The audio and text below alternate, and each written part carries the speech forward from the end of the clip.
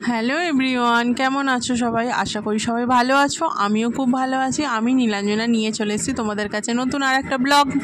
তো দেখো, মানে বিপত্তারিণী পুজো হয়ে গেছে, পরের দিনের ব্লগটা তোমাদের সঙ্গে শেয়ার করা হয়নি। এটা হচ্ছে বুধবার দিনের সকাল থেকে ব্লগটা তো দেয়া হয়নি তোমাদের, তো আজকে দিলাম ওই জন্য। তো কেমন হয়েছে তোমরা জানিও। তো দেখো, সকালবেলায় ঘুম থেকে উঠে চা খাওয়া হয়ে গেছে, খেয়ে দিয়ে মা বাসি কাপড়টা ছেড়ে আর ঠাকুরের ওই যে সুতো তো কেটে দিয়ে গিয়েছিলো, তো ঠাকুরের ঘর টটগুলো তো বিসর্জন করতে হবে, তো মা সব একটা প্যাকেটের মধ্যে পুড়ছে। কিন্তু বুধবার বাবুর জন্মবার বলে মা আজকে দেবে না, বললো না আজকে বিসর্জন দেবো না, সেই শুক্রবার একবারে দেবো বলে মানে একটা প্যাকেটের মধ্যে তুলে রাখছে। এবার ঘরদোর মোছামুছি হবে, আর বালিতে তো গোটা ভর্তি হয়ে আছে। মানে কালকে বিপত্তারিণী পুজোর দিনকে তো ভালো করে হয়নি, পরিষ্কার করা হয়নি, কোনো রকমে উপোস করে সামনেটা ঝাঁট দিয়ে মুছে নিয়েছিলাম, তো ওই জন্য অনেক বালি টালি কিচকিচ করছে, গোটা ঘর দোর মানে এখনও যেন অগোছালো হয়ে আছে। ওই জন্য মা বললো যে ভালো করে ঠাকুরের জিনিসগুলো একটা জায়গায় তুলে রাখি, সেই শুক্রবার দিয়ে আসবে, তো এখন পরিষ্কার হয়ে যাবে। আর দেখো এই সামনেটাতে মাটি, তারপর অনেক কিছু সেই ধুনোর হুম হয়েছে, তার বালি টালি আছে, সব এক জায়গায় করে দিল। আর ঠাকুরের মানে সিংহাসনে যেগুলো আছে ওগুলোতে মা হাত দেয়নি, ওগুলো বাউন ঠাকুর এসে নিয়ে যাবে, আর বাউন ঠাকুরই ওগুলো পরিষ্কার করে দিয়ে যাবে, ওগুলো আর আমরা হাত দেবো না। তো দেখো, আর ঘরদোরের অবস্থা দেখছো, মানে গোটা চারিদিকে এদিক ওদিক থেকে, মানে রাত্রিবেলা খাওয়া দাওয়া হয়েছে, খাবার ওখানেই রাখা হয়েছে, তোলার মানে শরীরটা কারোরই আর বয়েনে, তো শুয়ে পড়া হয়েছিল। আর পাথর ঘরের অবস্থা দেখো না, এদিকে চেয়ারগুলো, কাঠের চেয়ারগুলো পাথর ঘরে রাখা হয়েছিল, গোটা ঘর দোর যেন এলোমেলো হয়ে আছে, গোছাতে হবে। তো মানে শরীর বইছে না, কিন্তু কিছু করার নেই, গোছাতে তো হবে বলো না। তাও তো এবারে নোংরাটা কম হয়েছে, কারণ কি বলো তো, বাতাসা ছড়ানোটা কম হয়েছে। তো হরিনোট দিলে যে বাতাসা ছড়ানো হয় না, ওতে এত চিটচিটিনি হয় যে কি বলবো, মানে সঙ্গে সঙ্গে গোটা ঘর মুছতে হয় আমাকে, মানে বিকালবেলায়। তো এবারে সেটা হয়নি, কম বাতাসা ছড়ানো হয়েছে। সবাইকে কি হয়েছে বলো তো, সবাই যে পুজো দিয়ে গেছে তার সঙ্গে সঙ্গে মুঠো করে বাতাসা দিয়ে দেওয়া হয়েছিল, ওই জন্য মানে নোংরাটা কম হয়েছে। আর এই দেখো, নোংরা ঝাঁট দিচ্ছি আমি বারান্দা দিয়ে, একদম ঝাঁট দিয়ে বিকালবেলা কালকে ঝাঁট দিয়েছি, কিন্তু কী বলো তো, তাও ময়লা, মানে বালি যেন কিচকিচ করছে, আর বিছানাগুলো যেন সেই শোয়া যাচ্ছে না, এমন মানে বালি হয়ে আছে। ভালো করে ঝেড়ে আর ঝাঁট দিচ্ছি, দেখো আমি ঘরটা ঝাঁট দিয়ে দিচ্ছি। আর গোপালের খাটটার ওখানটা, গোপালের বিছানাটা রোজেরই আমি ঝেড়ে নিই, ওর বিছানার তলায় একটা রুমাল রেখে দিয়েছি, তো আমাদের বিছানা ঝাড়ার সময় বা ঝাঁট দেওয়ার সময় ওর বিছানাটা আমি ভালো করে ঝেড়েও নিই। আর এই দেখো ঝাঁট দিচ্ছি আমি, আর ওই যে ওর খাটটাও ঝেড়ে নেবো, গোপালের খাটটা। আর পা মোছাটাও কী ময়লা হয়েছে। আর মাসি তো গোছগাছ করছে একদিকে, মাসি আসলে একটা সুবিধা হয়, মাসি অনেক হেল্প করে, গোছগাছ করে, হয়তো পরিষ্কারভাবে সেরকমভাবে করতে পারে না, কিন্তু অনেকটাই করে দেয়, কিছুটা গোছগাছ করে দেয়, আর আমি শুধু ঝাঁটা দিয়ে মুছে নিতে পারি। তো ওইগুলোই কে করে, তাই না বলো? আর এদিকে গোপালের এটাতেও মানে সেই বাচ্চারা খেলেছে, তো একটু ধুলো পড়েছে রোজেরই ঝেড়ে নিই, আমাদের যেমন রোজের বিছানা ঝাড়ি, ওরও তো বিছানাটা ঝাড়তে হবে বলো না, বাসি হয়ে থাকে। আমি ওই রুমালটা দিয়ে ওর রোজের একটু করে ঝেড়ে দিই, যেরকম পারি মানে পরিষ্কার করে দিই। আর আমাদের তারপর পরিষ্কার করে ঝাঁট দিয়ে দিলাম ওখানটা থেকে। কত ময়লা বেরোচ্ছে যে কি বলবো। মায়েদের ঘরটা ঝাঁট দিয়েছি, মায়েদের ঘরটা দিয়েও ময়লা বেরিয়েছে, তো মানে পায়ে শুধু বালিতে ভর্তি, কিন্তু কেন যে এত বালি হলে বুঝতে পারা যাচ্ছে না। তো তারপরে দেখো এইদিকে খাটের এই দিকটা ঝাঁট দিতে এসেছি, ওখানটা দিয়েও ঝাঁট দিয়ে নেব। আর তোমরা আমাকে কমেন্ট করে জানাও প্লিজ, তোমরা কমেন্ট করে বলো যে আমার ভিডিও তোমাদের কেমন লাগছে। তো কমেন্টে না জানালে আমি কি করে বুঝবো যে আমার ভিডিও তোমাদের কেমন ভালো লাগছে কি খারাপ লাগছে, সেটা তো বলতে হবে বলো। তোমরা প্লিজ আমাকে কমেন্ট করে বলো, আমি তোমাদের কমেন্টগুলো পড়ে শোনাতে পারবো আমার ভিডিওতে, তাই না? বলো যে তোমাদের ভালো লাগলে বা ভালোটা বলবো, খারাপ লাগলে খারাপটা বলবো, তাই না? বলো। দেখো এরকম ঘর ঝাঁট দিয়ে চলে এলাম যে দালানটা ঝাঁট দিতে। আর ওই সোফার গা দিয়েও কত নোংরা, আর সোফাটাকে মানে ইঁদুরে কেটে পুরো শেষ করে দিচ্ছে। চারিদিক থেকে কত তুলো বেরিয়েছে, যে রোজের গাদা তুলো বের করছি যে সোফার কাজটা দিয়ে, যে কি বলবো।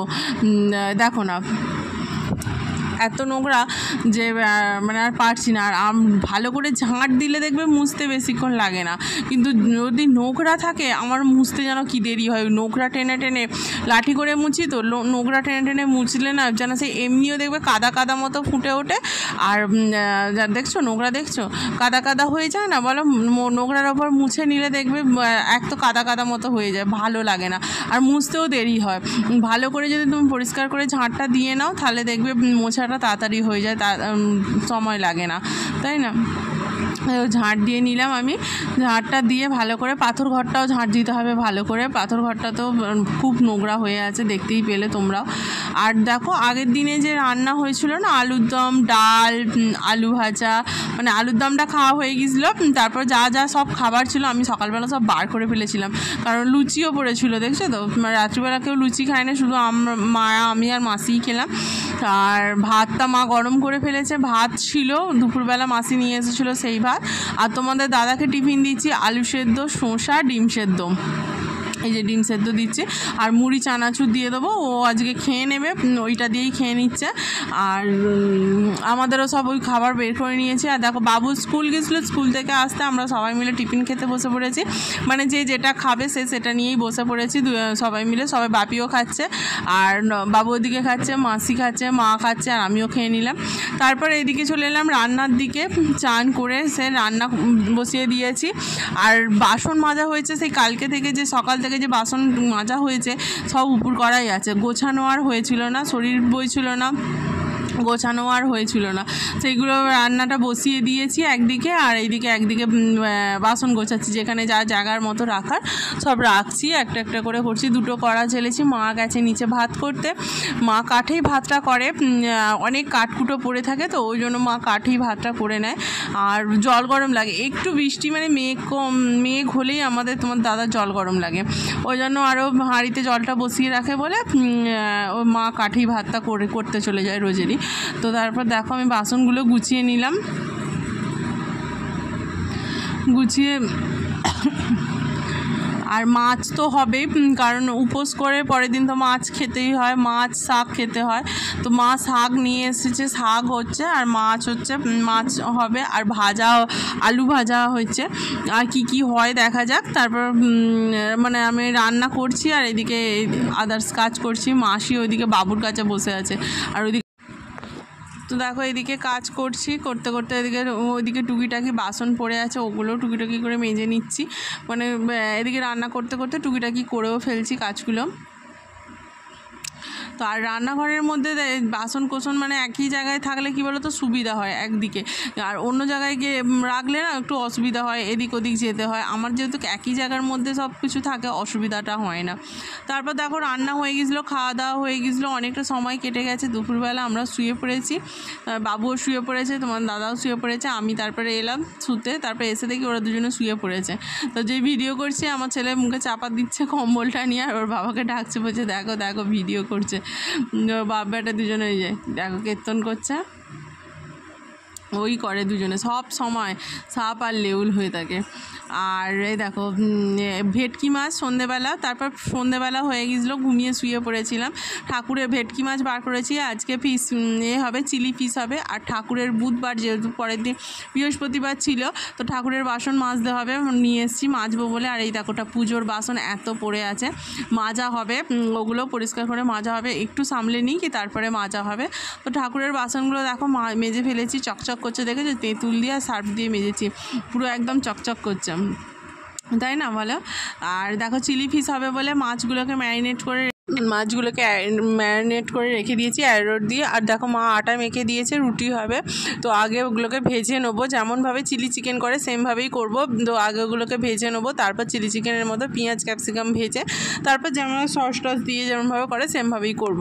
আর দেখো রুটির লেচিও করে ফেলছি, একদিকে পকোড়া মাছের ফ্রাইটা করতে করতে আর এদিকে রুটির লেচিগুলোকে পাকিয়ে ফেলছি। একটু তাড়াই আছে, বাবুর শরীরটা হঠাৎ করেই খারাপ হয়ে গেছে, পড়তে চলে এলো, কারণ মাথা ঘুরছে আর গা বমি করছিল, ওই জন্য পড়তে গিয়ে হঠাৎ করেই চলে এলো পড়তে। আর দেখো আমাকে জিজ্ঞেস করছে, ও পড়তে এসে সকালবেলা চলে এসেছিলো, তারপর গ্যাসের ওষুধ ছিল খাইয়ে দিয়েছিলাম, তো এখন ঠিক আছে, তাও একবার চেক আপ করিয়ে নেবো। আর ও অঙ্কটা পারছিল না, আমাকে জিজ্ঞেস করতে এসছে যে মানা এটা কী হবে, আমি তো লেচি করতে ওকে বলে দিলাম। তারপর দেখো ওকে একবার চেক আপ করিয়ে নেবো, ওই জন্য একটু তাড়াই ছিল, নাম লেখানো ছিল, 9:30টার মধ্যে যেতে বলেছিল, তো আমি তাড়াহুড়ো করছিলাম লেচিটা করে। আর এদিকে চিলি চিকেনটা প্রায় হয়েই এসেছে, আর লেচিটা করে রাখলাম। আর আগের দিনে পরের দিন মানে কালকে সকালের জন্য আটা মাখাটা আলাদা করে কৌটো করে রেখে দিলাম ফ্রিজেতে, আর আজকে যেগুলো হবে সেগুলো করে ফেললাম, রুটি করে ফেলবো, রুটি করে কমপ্লিট করে রেখেই যাব, কারণ কখন কে খাবে, আমার যদি আসতে দেরি হয় এসে আর ভালো লাগবে না, ওই জন্য রুটি করে রেখেই যাব একেবারে। তো আর ওরা সিন্টুও চলে এসেছে, তোমার দাদা বাপি সবাই চলে এসেছে, যে যখন খাবে ওরা দিয়ে দিতে পারবে। তোমার দাদা যাবে আমাকে নিয়ে, আমাকে বাবুকে নিয়ে, আর সিন্টু আছে, সিন্টু কখন খাবে বলা তো যায় না। তো দেখো, আর এইদিকে আমার ছেলে মোমবাতি তৈরি করার বায়না ধরেছে, কি বলবো, আর বাচ্চার মন মানে বায়না করেছে, করে তো দিতেই হবে। ওই যে বিপত্তারিণী বাড়ি যে মোমবাতিগুলো জ্বালা হয়েছিল না, মেজে থেকে তুলে রেখেছিলাম, ওর জন্যই রেখেছিলাম, তো আর ওইগুলো দিয়ে কালকেই করে দিতে হবে। তো আবার রঙে কালার পেন্সিলটাকে দিয়ে দিয়েছে কালার হবে বলে, জানো তো, অরেঞ্জ কালারের আর সবুজ কালারের একটা দিয়েছে, সাদা মোমবাতি ছিল, আর একটা দেখো পিঙ্ক কালারের মানে লাল রঙের মোমবাতি ছিল, তো গলিয়েছে। আর একটা ছোট বাটি আছে, ওই বাটিটাতেই মোমবাতি মানে প্রদীপের মতো করে তৈরি করাবো। আর যে সলতে করেছি কী বলো তো, ওই যে মোমবাতি যেটা সাদা মোমবাতিটা থেকে যেটা বেরিয়েছে ওইটাকে সলতে হিসাবে রেখে দিয়েছি। তো একটা থালার মধ্যে জল নিয়ে মা ওই বাটিটাকে রেখে তার উপর গরম মোমবাতি মানে গলানো মোমবাতিটাকে ঢেলে দিল, তো কিছুক্ষণ থাক, ওতে জমে যাবে, তো তারপর তুলবো। তো দেখো এদিকে আমার চিলি ফিশটাও হয়ে গেছে, আর আমি এদিকে রুটিটা করে নিলাম, রুটিটা করে আর তারপরে বেরিয়ে যাবো। দেখো রুটিও হয়ে গেছে করে তারপর বেরোবো। আর এদিকে দেখো মোমবাতিটা কেমন টাইট হয়ে বসেছে, কালারটাও বেশ সুন্দর এসেছে, দেখতেও ভালো লাগছে। আমরা ছোটোবেলায় করতাম পুতুলের মমের পুতুল টুতুল তৈরি করতাম, কিন্তু এখন আর সেটা হয় না। তো দেখো তারপর বেরিয়ে পড়লাম বাবুকে নিয়ে ডাক্তারখানা, হঠাৎ শরীরটা খারাপ, তোমার দাদা তো বললো না চেক আপ করিয়েই নেবো, তো চলে গেলাম ডাক্তারের কাছে। দেখো চলে এসেছি ডাক্তারখানা, ডাক্তার বললো যে গ্যাস অম্বল থেকে হয়েছে, আমি যে ওষুধগুলো খাইয়েছি সেইগুলোই দিল, আর গা বমির জন্য শুধু একটা আলাদা করে ওষুধ দিল। আর তারপর দেখো ঘরে চলে এসেছি, এসে আমরা সবাই মিলে একসঙ্গে খেতেও বসে গেলাম। ভিডিওটা তোমাদের কেমন লাগলো প্লিজ আমাকে কমেন্টে জানিও, আর ভিডিওটা যদি ভালো লেগে থাকে প্লিজ আমার চ্যানেলটি সাবস্ক্রাইব করে দিও, আর ফেসবুক পেজ থেকে দেখলে পেজটি ফলো করে দিও। আর সবাই ভালো থাকবে, সুস্থ থাকবে, সাবধানে থাকবে, আর অবশ্যই আমার পাশে থাকবে। আর গুড নাইট, টাটা, সবাই ভালো থেকো।